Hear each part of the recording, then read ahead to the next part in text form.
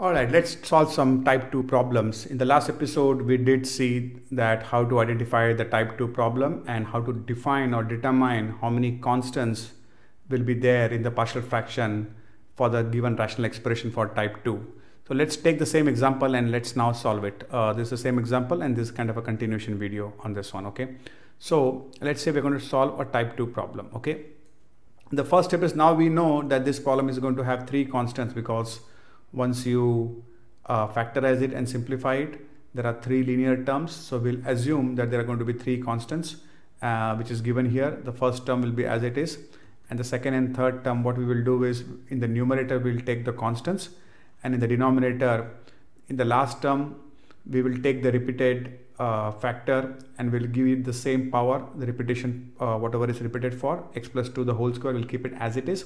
But the middle term, which we do not know whether it will exist or not, we will just copy the linear side of the repeated term. We will not put a power to that. We'll just copy it in terms of the term, but no power. We'll keep it linear in nature. That's what we do, okay? So, and that's what I've kind of highlighted in red color as a reminder, right? Polynomial in the denominator has three linear terms after factorization and one is repeated. That's how I know it's type 2. And we'll assume that the corresponding partial fraction will also have three terms and one will be repeated. It's what we have done here. And the same thing I explained in the last episode. The reason we do this here is after we take this factor into consideration, and if we take the LCM for the common denominator, it will still show up like this. And that's the reason we will have to assume that, okay, there could be potentially a third term like this because the LCM is still the same. So that's one of the reasons. And if that is too hard to understand, just watch out my next, my earlier video. And the other thing is, we will not know whether the values of A, B, C are positive or not. So we'll assume that they are positive, and that's how we break it down. If you hear this assumption, whether the A and B are positive or not, we'll assume that and we'll proceed with that. So these are the simple housekeeping activities. Once you have a type 2 problem, how to do the opening step. This is your opening step, right? So putting them in terms of constants. And that's what differentiates it from the type 1 linear non-repeating factors where you will not have this C term. This term will not exist for type 1, okay? For type 1. So, okay. So now let's try to solve that. Now we have this step, right?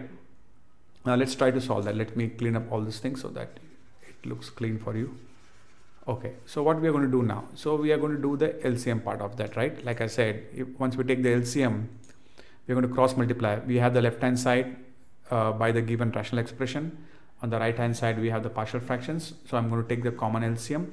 And like if you see that once you take the common LCM, this is what I was trying to explain in this step in the previous video.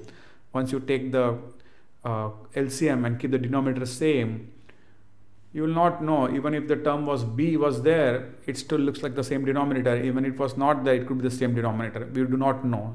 And hence we cannot assume that there will not be any middle term like this with this kind of formation. So that's why we assume that, okay?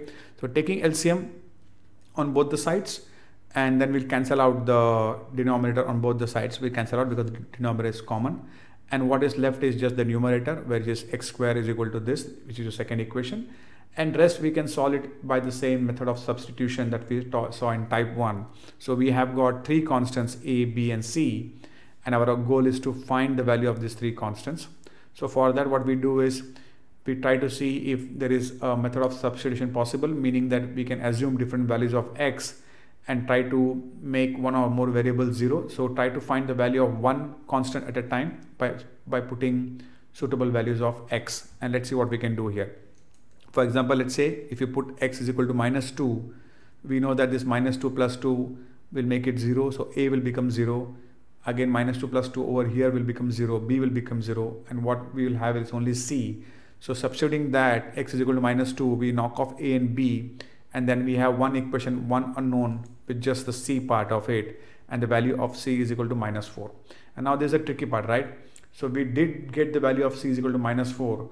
But we would not have known upfront that C could be negative. And hence we have assumed here is positive C.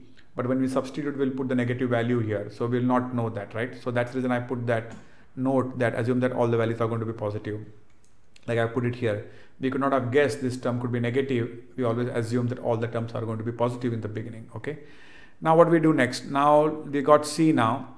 Now if we put x is equal to -1 over here, so if you see here, let me see, if you put x is equal to -1 here, b will become 0 and c will also become 0 and we will get a, and that's what we have done here. A is equal to 1. Now we have got two constants. Now it does not matter, you can put any other x value to make sure that we need to find b now.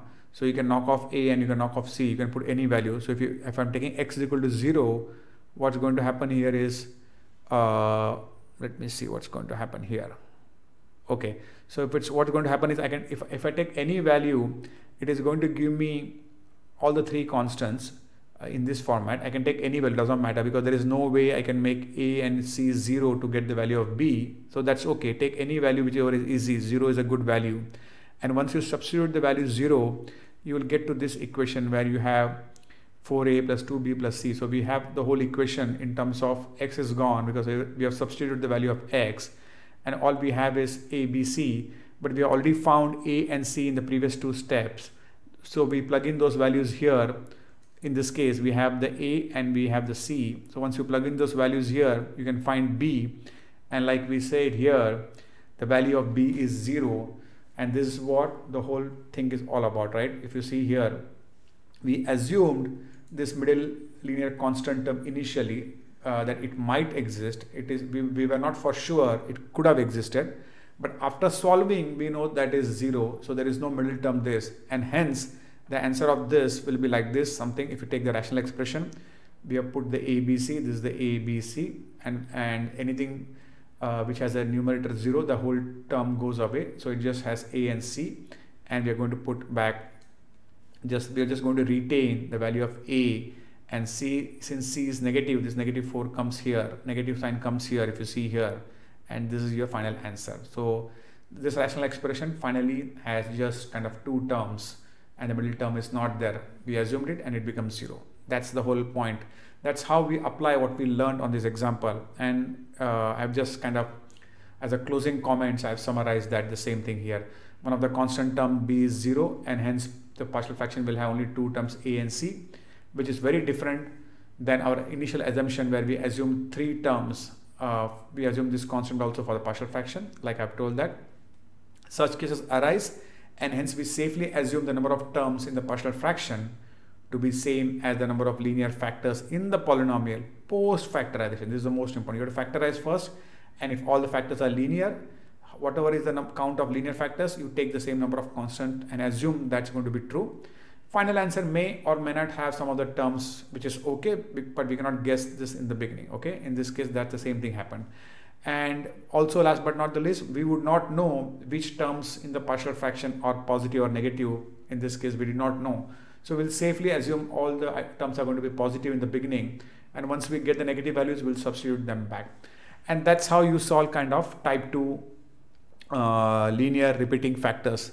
Pretty much simple, and that should sum up. We'll solve one more example in the next part, but that should give you a good idea of what it is. You don't need any more practice. You can just, if you just understand this and go through this all over again one more time slowly, you'll get the drift of that, and that should kind of cement that whole logic for you for the future problems.